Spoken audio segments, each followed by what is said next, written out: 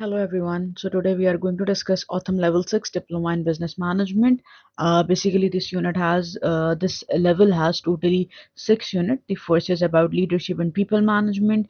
Then the unit 2 is about business research project. Then we have operations management. Then in unit 4 we will discuss about financial decision making.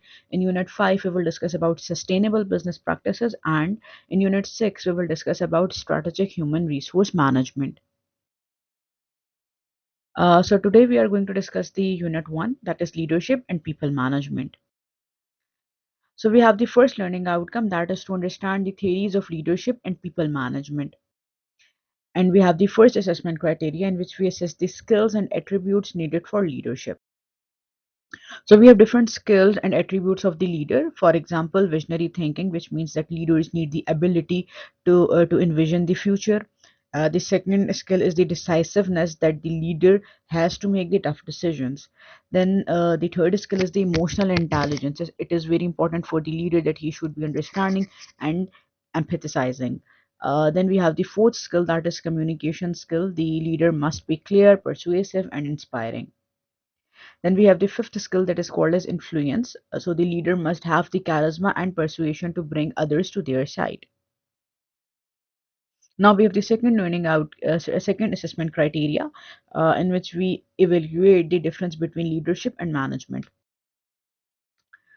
So if we talk about vision versus execution, so we can say that leader is one with their head in the clouds and they're dreaming up the grand vision. So vision is for the leaders.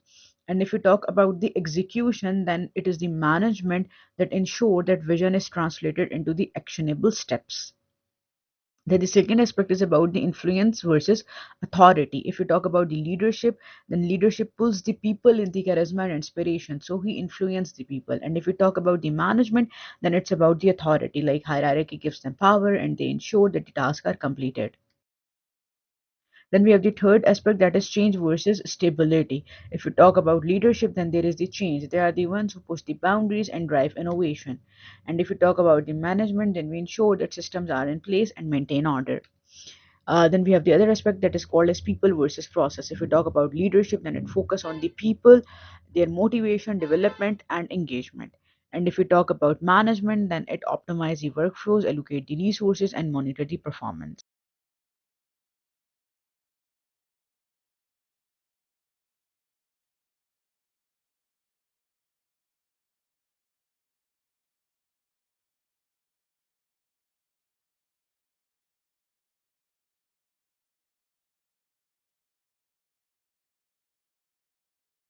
Now this table, again explaining the aspect that I have already explained in the previous slide. You can just read it and you can have the idea about that.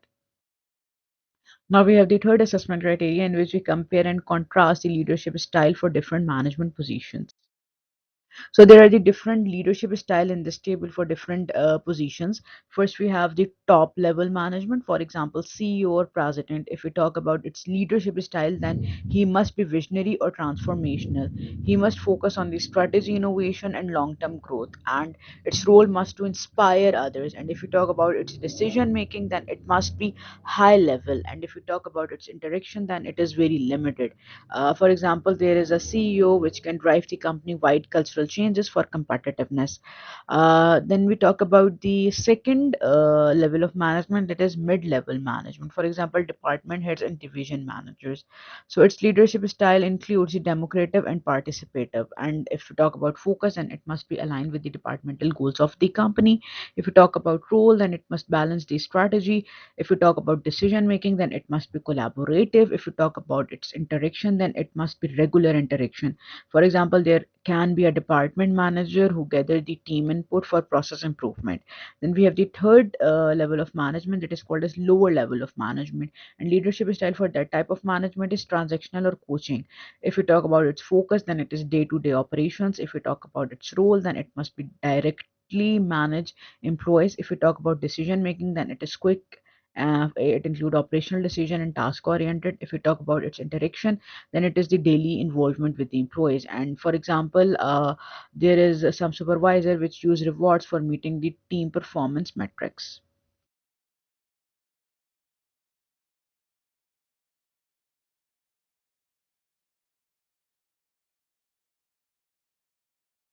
So first we are going to discuss the Maslow hierarchy theory.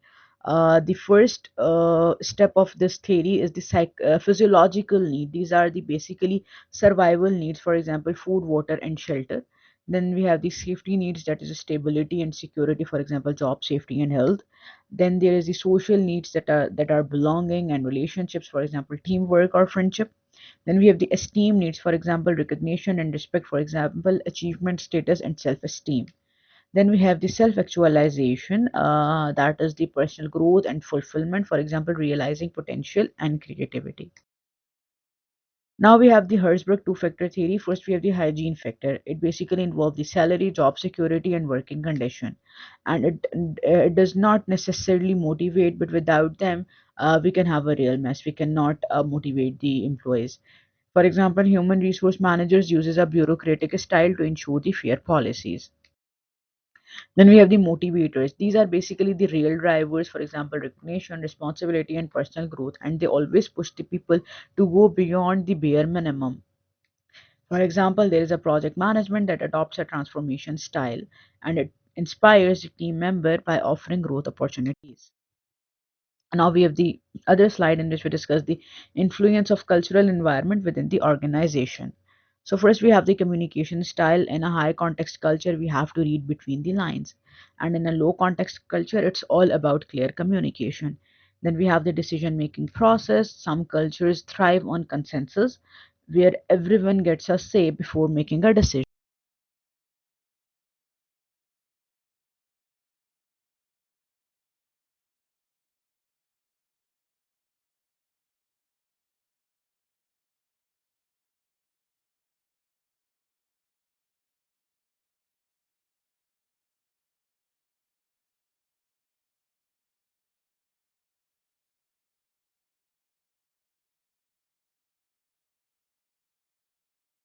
Now we have the second learning outcome in which we will try to assess the ways to improve the motivation and performance by applying leadership skills.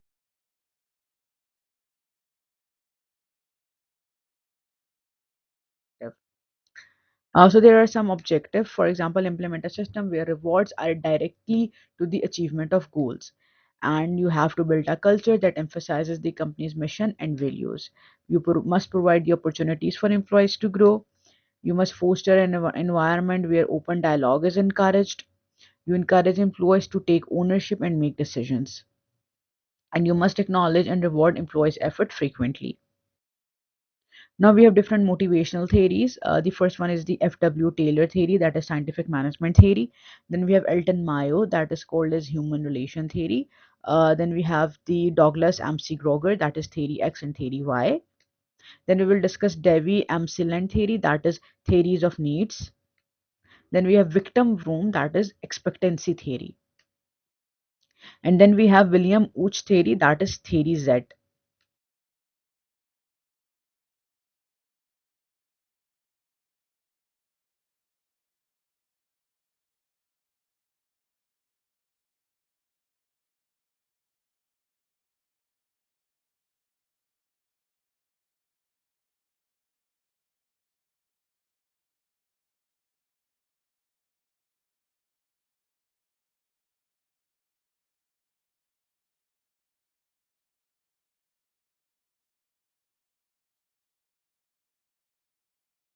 Now there is the application of this theory. For example, every task is analyzed scientifically.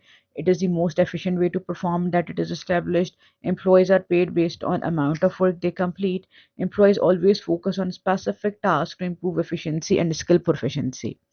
And continuous training is provided to ensure that workers can meet the scientific standards.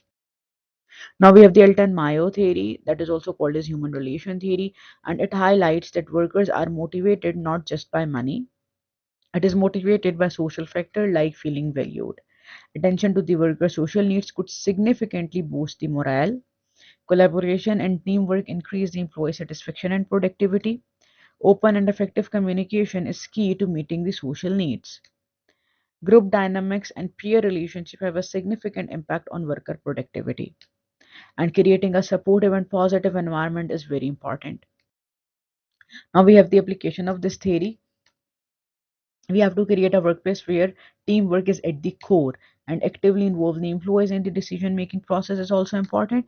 And we have to foster the transparent communication between the management and the employees.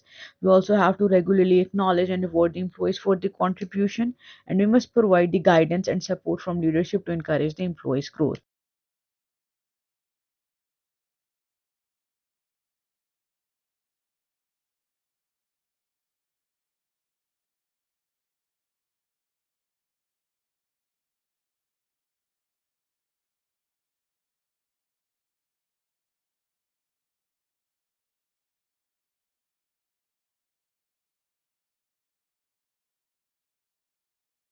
Then there is the application of this theory. For example, if we talk about theory X, and it is used for job requiring strict adherence to procedure. If we talk about theory Y, then it fosters a more autonomous and participative work environment. If we talk about theory X supervision, then it requires close supervision and control. If we talk about theory Y motivation, then it encourages the intrinsic motivation, which allows the employee to feel empowered. So in practice, a combination of both theories is often applied. Then we have the David MC Klein theory, that is theory of needs. So it identifies three basic drivers of human motivation. The first is the need for achievement. It is the desire to excel and achieve high standard. Then we have need for affiliation. It is basically the desire for social interaction and harmonious relationship. Then we have need for power. It is basically the power or the desire to influence or control others. Now we have its application. In need for achievement, we can say that we can assign different challenging project with clear goals and provide regular feedback. Then we have need for affiliation, in which there is a place that these individuals in team-based role or customer-facing position. Then we have need for power, in which we offer different leadership opportunities, delegate authority, and involve all of these individual in decision-making processes. Then we have the victim room expectancy theory. It basically has three key components.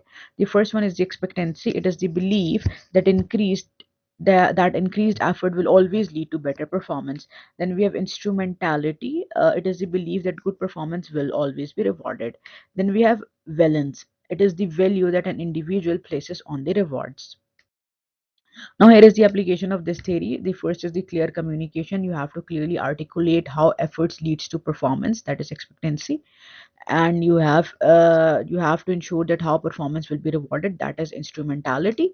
Then there are performance based incentive. For example, you have to implement a system like bonuses, promotions, and recognition programs. Then we have the William Uch theory, that is theory Z. So it has some component. For example, there is long-term employment. Employees should feel secure in their jobs. There must be collective decision making. For example, decisions are made with input from all levels of the organization, and there must be holistic concern for employees. For example, the organization should care for all the well-being of its employees. Then we have its application. First, we have the stable environment. We have to promote long-term employment by offering career development opportunities. And in employment involvement, we must involve them in decision-making process to enhance their commitment. And we must focus on the well-being, implement the policies that address both work-life balance and professional growth. Now we have the second assessment criteria, in which we assess the connection between motivational theories and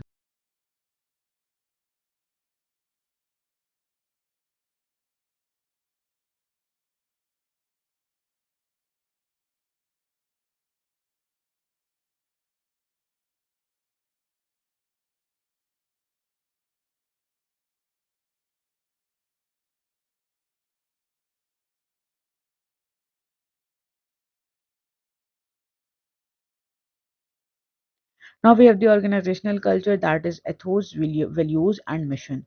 So what are ethos? That is the character and guiding beliefs of the organization, which reflect the values and ethics. Then we have the values, that is the core principle and standard that guide the decision making and behavior within the organization. Then we have the mission. For example, the organization's purpose, the purpose or primary goal of the organization. What is it? And it outline what it aims to achieve in the long term. Now we have the third assessment criteria, in which we assess the effectiveness of a reward system in leading organization. So there are different component of the reward management. The first one is the job evaluation. We use different method like job ranking to assess the relative worth of each position. Then we have the factors determining pay. For example, consider skill requirement and job complexity when setting the pay levels. Then we have the reward system in which we implement some reward which include bonuses, incentives, and recognition programs. Then fourth component is the pay, which ensures that basic pay is competitive and aligned with the industry's standards. Then we have the performance related pay, which implement the bonuses, commission, or merit based raises that reward high performance. Then we have the sixth component, that is pension scheme, which offers pension plans that include the contribution from both the employers and the employees. Then we have the profit sharing, that is the percentage. Uh, Yeah, so profit sharing is basically the percentage of the company's profit is distributed among the employees. Then we have the flexible working, which offers options, for example, remote work. Then we have the other component, that is leave, which provide the variety of leave options. Then we have the healthcare, which offers health insurance plan that cover medical, dental, and vision care. Now we have the fourth learning outcome in which we evaluate the methods employer use to monitor employee engagement and performance. So there are different employees monitoring tools. For example, probation, it is the trial period for new employees to evaluate their suitability for the role. It set the clear expectations from the start. It provide regular feedback and make a final assessment. Then we have the appraisal. It is the formal evaluation process where an employee's performance is reviewed.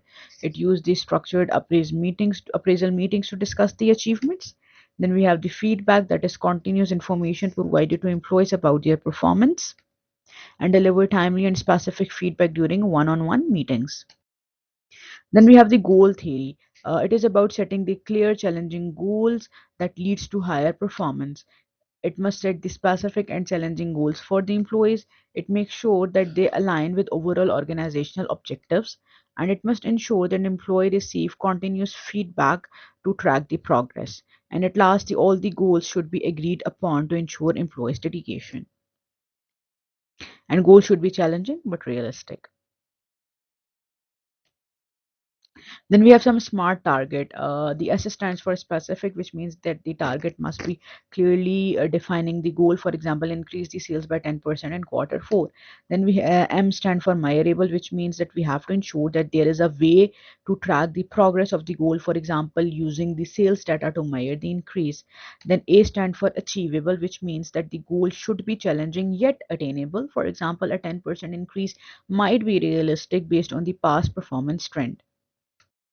Then R stand for realistic, which means that you have to set a goal that is within the realm of possibility. It must be possible. For example, ensuring the team has the tools and skills to achieve the 10% increase. Then T stand for time constraint. We have to set a deadline to create the urgency, for example, by the end of quarter four. Now we have the learning outcome three, in which we would be able to plan and carry out assessment of individual work performance and development. So we have to analyze the factor involved in planning the monitoring and assessment of the work performance in first learning outcome of in first assessment criteria of learning outcome three. So we have the different factors here. The first is the identifying the development needs. For example, learning style and processes, and you have to recognize different styles. For example, visual, auditory, and kinesthetic. Then we have the planning development, in which we conduct a needs assessment to identify skill gaps. We have to create individual development plans, IDPs, with specific goals and timelines. Then we have the planning, monitoring, and assessing work performance, in which we have to use a SMART criteria to set clear and measurable goals. We have to align objective with organizational goals, and we must identify key performance indicators relevant to each role. And we have to schedule regular check-ins and performance reviews. Then we have the third factor, that is providing feedback and support, in which we have to implement a culture of ongoing feedback. We must use one-on-one meetings and team discussion for real-time performance improvement. We have to engage employees in setting their own performance and development goals. We must increase commitment and accountability. Now, in second assessment criteria, we have to discuss how development needs of an individual employees can be assessed. So there are different assessment of employees need. First, we have the performance appraisal, in which there is the regular evaluation to identify the skill gap and areas for improvement. Then we have to use 360-degree feedback to gather the insight from the peers. If we talk about self-assessment, then it encourages the employees to reflect on their strengths, weaknesses, and career goals. And we must use surveys or development tools to help employees identify their own learning needs.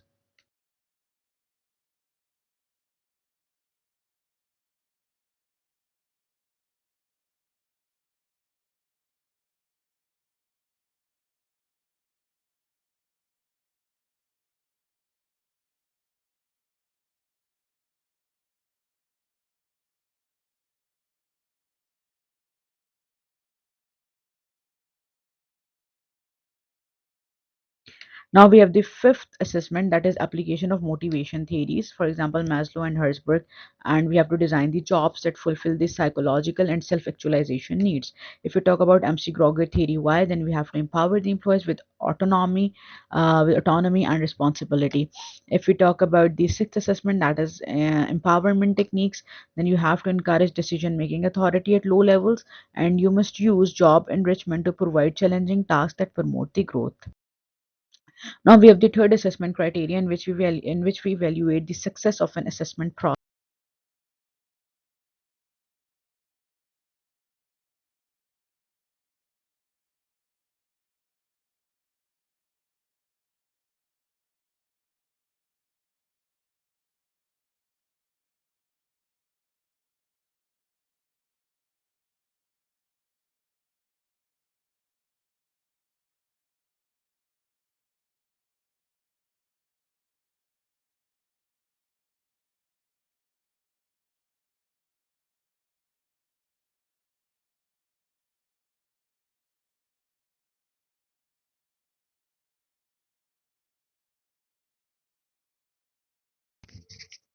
Now we have the learning outcome 4, in which we must be able to analyze the team dynamics and its importance in achieving the organizational goals.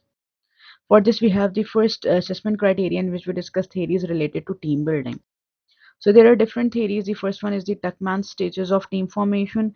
Then we have a Belbin's team role theory. Then we have Adar's action-centered leadership model. So we have different stages of Tuckman stages. First, we are going to discuss the overview of the theory, that is, and the stages. The first stage is the forming. There are team members that come together and rules are unclear at that stage. Then we have storming. Different conflict arises as individuals are asserted in their opinions. Then we have norming. This is the team begins to resolve the differences. Then we have the performing, in which the team reaches a level of high performance, and at last, we have the adjourning stage, in which the team disbands after achieving its objectives. So, its application is that it recognizes and manages these stages of team development to guide the team throughout the conflicts. Now we have the second theory, that is Bulbin's team role theory. And first, the Bulbin identified different roles that individuals naturally adopt within a team. Each role contributes differently to team success. There you can see in the slide that I have written the three role. The first one is the action oriented, in which you have to be the shaper, implementer, completer, and finisher. You must have to be the people oriented, in which you must have to be the coordinator, team worker, and resource investigator. And the third role is the thought oriented, in which you must plant the thought, you monitor, you evaluate, and you are the specialist. If you talk about the application of this in team development, then you have to assess the team members' strength and assign the roles that maximize each individual's contribution. Then we have the Adar's action-centered leadership model, and this model focuses on three core responsibilities. The first one is the task, then we have team, and then we have individual. And effective leader balance these areas to ensure that these tasks are completed effectively. And here is the picture which shows the difference between all these three responsibilities. And if we talk about its application in team development, then you can apply this model to guide the team leaders in balancing the task accomplishment. Now we have the second assessment criterion, which we evaluate the benefit of team working for an organization.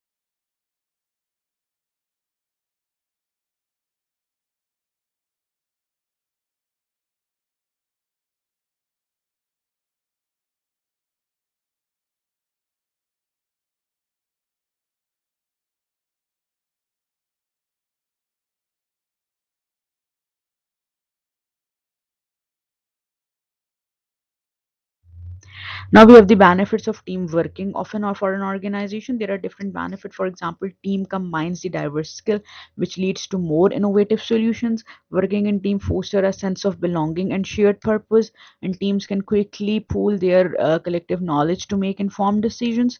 And diverse team bring varied perspective, which fosters the creativity. And teams can distribute the task in an effective manner, and the collaboration always allow the team members to tackle the challenges, and working in teams always boosts the morale and creates a sense of ownership. Now we have detailed assessment criteria in which we analyze different ways in which managers can resolve the conflict within our team to achieve organizational goals.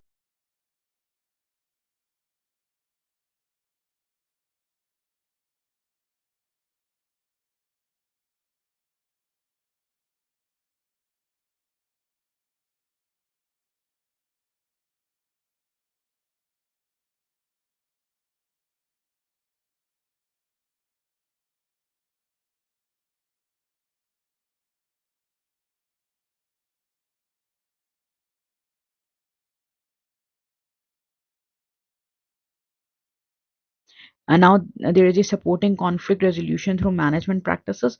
So it is important to empower the team members by delegating the task according to their skills. It is important to provide the ongoing coaching and mentoring to guide the team members throughout the conflict.